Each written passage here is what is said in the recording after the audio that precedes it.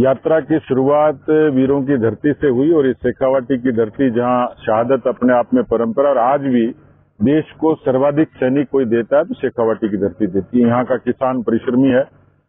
आजादी के बाद यहाँ की जनता बदलाव चाहती थी। 55 वर्षों तक कांग्रेस पार्टी के शासन को उन्होंने देखा, लेकिन बीच के कालखंड में अटल बिहारी वाजपेयी जी ने किसानों के लिए क्रेडिट कार्ड, प्रधानमंत्री ग्राम सड़क योजना, फसल बीमा जैसे अभिनव शुरुआत की और मोदी जी ने उसको आगे बढ़ाया।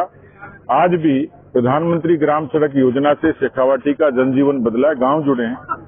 70,000 किलोमीटर सड़कें पीएमजीएसवाई में बनी हैं।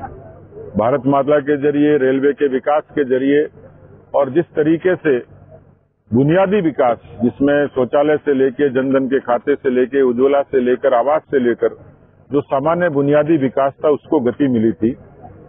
राजस्थान का दुर्भाग्य है कि 55 वर्षों तक यहाँ काम करने के बाद कांग्रेस पार्टी ने जिस तरीके की सियासत की उससे राजस्थान में बदलाव नहीं आया। लेकिन 2018 का कालखंड ये राजस्थान के लिए सर्वाधिक दुर्भाग्यपूर्ण था कि जब कांग्रेस के नाते अराजक, आक्रमण, भ्रष्ट और नकारा सरकार ने अपनी लड़ाई के कारण, अपने घर के झगड़े के कारण राजस्थान के शासन को दांव पर लगाया। राजस्थान की जनता आज त्रस्त है अपराधों के कारण, किसान त्रस्त है कर्जा माफी के वायदे से ठगे जाने के कारण, नौजवान त्रस्त है बेरोजगारी के कारण और आम आदमी त्रस्त है भ्रष्टाचार के कारण। बिजली, सड़क और पानी की तो बात ही छोड़िए। तो ये सारे मुद्दे सरकार के खिलाफ केवल विपरीत और विरोधी मुद्दे नहीं है, एक भारी जन आक्रोश है। राहुल गांधी का सवाल की राजनीति करते हैं, आपने कन्हैयालाल का भी सवाल उठाया क्या? देखिए, राजस्थान में ये तो साफ तय हो गया कि कांग्रेस पार्टी की जब सरकार आती है तो यहाँ अराजक तत्वों का बोलबाला होता है।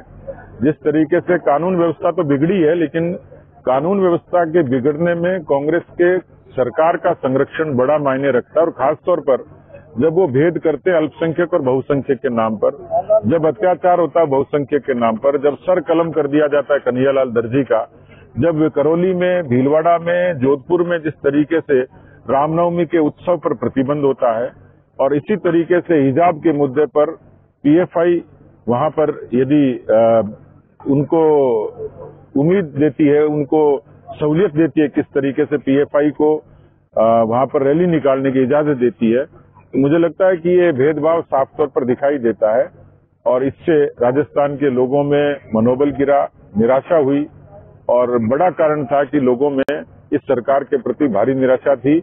राहुल गांधी की भारत जोड़ो यात्रा सियासी पाखंड के अलावा कुछ दिखती नहीं है। जिस तरीके से एक पर्यटन के नाते उन्होंने अपनी इस यात्रा को शुरू किया, लेकिन राजस्थान में दिन प्रतिदिन जिस तरीके से गोलीबारी होती है, तो शेखावाटी गैंगवार का गढ़ बन गया।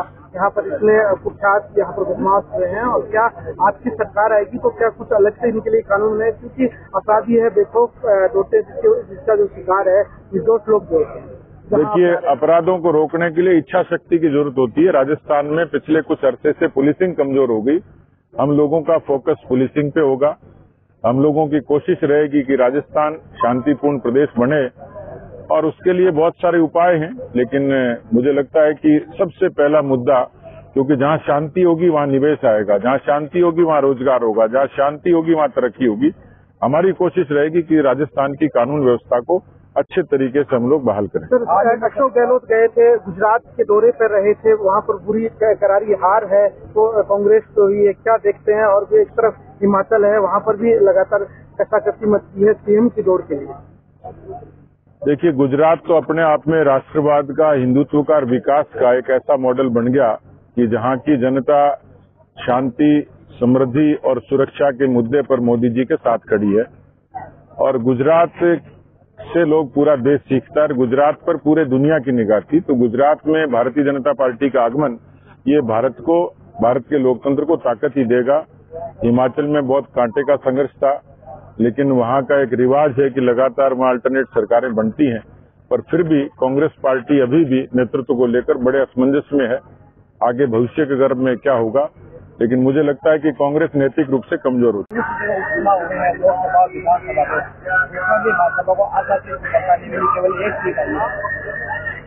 5 उपचुनाव थे जिसमें भारतीय जनता पार्टी की सीटें वहां थी नहीं। स्वाभाविक तौर पर जो विपक्षी लोग थे उन्हीं के दिवंगत होने से वो सीटें खाली हुई थी, वो चाहे उत्तर प्रदेश की हो, चाहे राजस्थान की हो, चाहे दूसरे प्रदेशों की हो।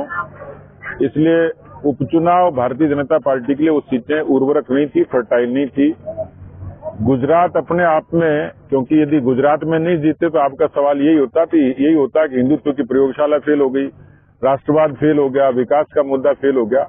हिमाचल की पारंपरिक रूप से है और जहां एमसीडी का सवाल है वहां यदि मतों का प्रतिशत देखेंगे तो बहुत न्यून है, वहां बहुत कम अंतर से हम लोग हारे थे। इसने तो कह दिया था कि जो ये नतीजे आए हैं, सरदार स्तर का जो नतीजा आया है उसकी ये तो एक मुख्य रुझान आगे भी यही परिपाटी आगामी इस साल बाद में का रिजल्ट यही होगा। देखिए, उपचुनाव में जीत के खुशफहमी हो सकती है, क्योंकि राजस्थान में जितने उपचुनाव हुए थे आपके संज्ञान में है कि वो सारे उपचुनाव व्यक्तियों के दिवंगत होने से हुए थे। अधिकांश चुनाव 7 चुनाव और 7 ही जगह उनके परिवारों को टिकट दी गई, वो परिवार जीते। जिस जगह उनके परिवार को नहीं आजमाया वहां परिणाम विपरीत आया। कांग्रेस खुशफहमी हो सकती है, लेकिन जो मुख्य चुनाव के मुद्दे हैं वो खत्म नहीं होंगे।